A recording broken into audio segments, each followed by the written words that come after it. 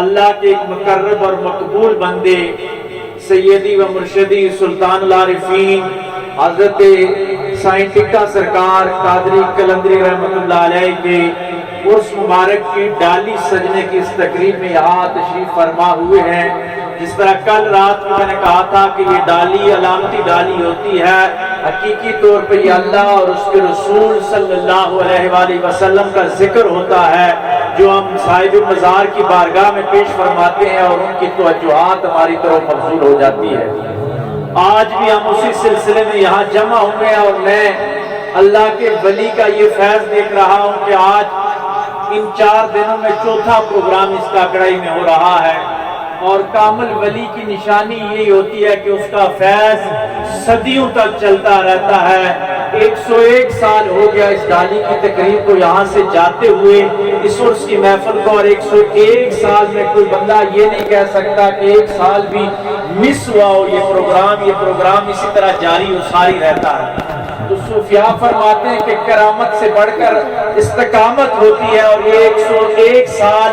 یعنی یہ قصہ 1 صدی سے زائد کا ہو چکا ہے کہ استقامت کے ساتھ یہ سلسلہ جاری و ساری ہے۔ اسی طرح ذکر و فکر ہوتا ہے، صلاۃ و سلام کی بزم سجتی ہے، اور یہ اشاق اپنے مرشد کی بارگاہ میں حاضر ہوتے ہیں۔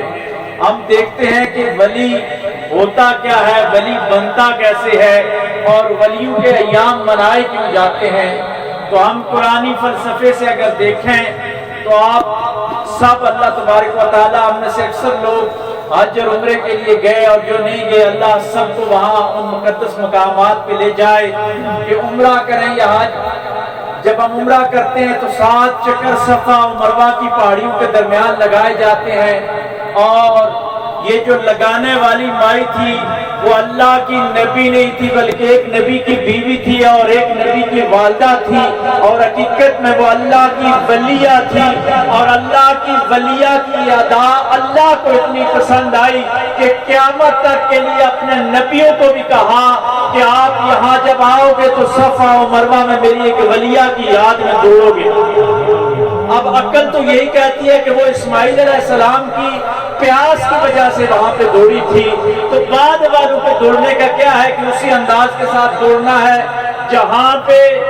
وہ تیز دوڑی وہاں پہ آپ نے تیز دوڑنا ہے، جہاں پہ وہ تھوڑا آہستہ چلی وہاں پہ آہستہ چلنا ہے، اور 7 چکر اسی انداز کے ساتھ لگانے ہیں۔ یہ اللہ نے ہم سب پہ کیوں لازم قرار دیا؟ اللہ تبارک و تعالیٰ نے 21ویں صدی تک کے لوگوں کو یہ بتا دیا کہ لوگوں جو میرے ولی ہوتے ہیں ان کی ادائیں جو مجھے اخلاص والی ہوتی ہیں اتنی ولیہ کے اور میرے نیک بندوں کے آپ راستے پہ چلتے جاؤ، یہ مجھے بڑا پسند ہوتا ہے۔ اور پھر یہاں سے یہ بات بھی سمجھ آئی کہ ولی بنتا کیسے ہے۔ حضرت اما ہاجرہ سلام اللہ علیہا ایک نبی کی پیاس میں دوڑی، وہ مادی پیاس تھی جس کی وجہ سے وہ دوڑی، تو اللہ تبارک و تعالیٰ نے ان کو ولیوں کا سردار بنا دیا۔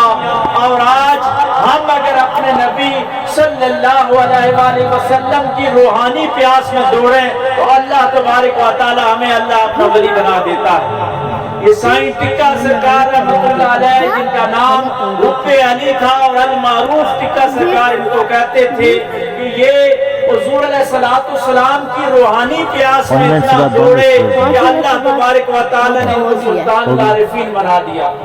اور یہ روحانی پیاس کیا ہوتی ہے میں آپ کو سمجھاتا چلوں کہ روحانی پیاس یہ ہوتی ہے کہ اگر آپ سے کوئی پوچھے کہ حضور علیہ السلام کو سب سے زیادہ پیار کس چیز سے تھا اس دنیا کے اندر، تو میرے آقا علیہ السلام کو اتنی پیاری چیز یہ دین اسلام تھا کہ اس کی خاطر آپ نے حسنین کو بھی قربان کر دیا، ان کے گلوں پہ بھی چھریاں چل گئی۔ حضور علیہ السلام نے طائف کی وادی میں پتھر کھائے اس اسلام کی سربلندی کے لیے۔ حضور علیہ السلام نے کعبے کا پڑوس چھوڑا اور مدینے میں جا کے آباد ہوئے اس اسلام کی سربلندی کے لیے۔ آج ولی وہی بنتا ہے جو اسلام کی سربلندی کے لیے کام کرتا ہے، کیونکہ میرے نبی کی روحانی پیاس جو ہے وہ یہی ہے کہ دین اسلام کا پرچم بلند ہو جائے، اللہ کا پیغام پوری دنیا میں عام ہو جائے، اور محمد علیہ السلام کی شریعت عام ہو جائے۔ جو سچا ولی ہوتا ہے اس کا پیغام یہی ہوتا ہے کہ لوگ باقی خداؤں کو چھوڑ کر ایک اللہ کے آگے جھکنے پہ مجبور ہو جائیں اور رسول اللہ صلی اللہ علیہ وآلہ وسلم کی شریعت پہ عمل کرنا شروع ہو جائیں. یہی دعا اور مقصد ہوتا ہے ان اللہ والوں کا. اور سائیں ٹکا سرکار نے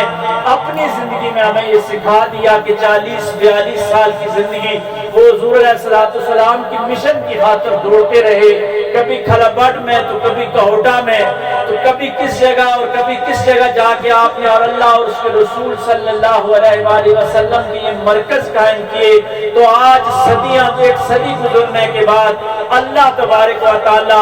لوگوں کے ذریعے ان کا چرچا فرما رہے ہیں کہ لوگ ان کے آستان پہ چلے جاتے ہیں. اس محفل کا جو مدعا اور مقصد ہے وہ فقط یہی ہے کہ ہم اللہ کے ولی کا چرچا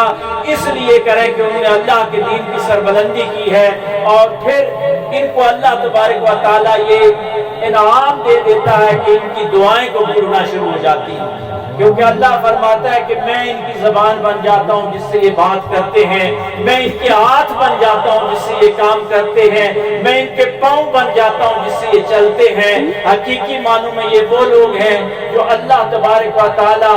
ان کی زبانوں میں اپنے الفاظ بولتا ہے اور پھر آپ دیکھیں کہ ان کی دعائیں مقبول ہونا شروع ہو جاتی ہیں. اور میں بات کو اگر ختم کروں تو آسان ترین لفظوں میں آج کی نئی جنریشن کو یہ بتائیں کہ حضور علیہ السلام کے حدیث کا مفہوم کہ جو بندہ ہر جمعے کو سورۃ الکہف پڑھتا ہے اگلے جمعے تک وہ فتنوں سے محفوظ کر دیا جاتا ہے. اور ایک اور حدیث کا مفہوم کہ وہ فتنہ دجال سے بھی محفوظ رہے گا. تو میں اس پہ سوچ رہا تھا کہ موجودہ دور میں جو بڑے فتنے ہیں ان میں ایک فتنہ یہ بھی ہے کہ لوگوں کو اللہ کے ولیوں سے دور کرنے کا ایک فتنہ آیا ہوا ہے کہ لوگوں کے دلوں میں اللہ کی ولیوں کی محبت نکال دی جائے اور ان کو دوسری طرف پہ لگا دیا جائے کہ وہ اللہ کے ولیوں کے آستانے سے دور ہو جائیں. تو میں سورۃ الکہف میں یہ بات پڑھتے ہوئے مجھے محسوس ہوا کہ حضور علیہ السلام نے شاید اس وجہ سے بھی بتایا تھا کہ ہر جمعے کو یہ سورۃ الکہف پڑھا کرو. اس کا ترجمہ پڑھیں تو باقی واقعات بہت ہیں لیکن ایک واقعہ دیکھیں کہ اللہ کے جو ولی تھے اصحاب کہف ان کے کتے کا ذکر اللہ نے اس صورت میں فرمایا اور اس انداز کے ساتھ اس کتے کا ذکر فرمایا کہ کتا جس انداز کے ساتھ بیٹھتا تھا اس کا بھی ذکر کیا, جو محبت کا وہ اظہار کر رہا تھا اس کا بھی چرچا کیا. تو یہاں پہ میں اگر دیسی انداز میں بات کروں تو صحابہ کہا کہ تو بھونکے گا اور بادشاہ آ جائے گا ہمیں گرفتار کر لے گا, کیونکہ وہ توحیدی لوگ تھے, وہ اللہ والے تھے اور بادشاہ مشرک تھا. تو اس کتے نے یہ کہا, اگر میں آج کی زبان میں بات کروں کہ میں 21ویں صدی کا کتا نہیں ہوں جو اللہ کے ولیوں پہ بھونکوں گا, میں ہوں بظاہر 4 ٹنگ والا کتا لیکن میں اللہ کے ولیوں کے آداب جانتا ہوں کہ اللہ کے ولیوں کے ہاں بھونکا نہیں جاتا بلکہ وہاں سر جھکا کے بٹھا دیا جاتا ہے. اور اگر 4 ٹانگوں والا کتا اللہ کے ولیوں کے در پہ بیٹھ جائے سر جھکا کے تو اللہ نے قرآن جیسی کتاب میں اس کتے کا ذکر کر دیا اور مفسرین نے اس کتے کا نام تک بتا دیا کہ اس کتے کا نام قطمیر تھا. آج ہم انسان ہو کر ہم 4 ٹانگوں والے اس کتے سے تو بہتر بن جائیں کہ ہم ولیوں پہ بھونکنا چھوڑ دیں, ہم ان کے در پہ جا کے سر جھکا کے بیٹھ جائیں اور اس نیت کے ساتھ بیٹھ جائیں کہ یہ میرے مصطفیٰ علیہ السلام کے عاشق تھے. آپ یقین جانیے کہ ان کے اوپر جو نور برسا ہے ان میں سے ایک کرن ایک چھیٹا ہمیں بھی اللہ عطا فرما دے گا اور ہمارے دل بھی اس نور سے مزین ہو جائیں گے. اور میرا ایمان ہے کہ ہم سب کی قبریں بھی اس نور سے مزین ہو جائیں گی. اللہ تبارک و تعالیٰ میں ولیوں والا نور عطا فرمائے. وآخر دعوانا الحمدللہ رب العالمین.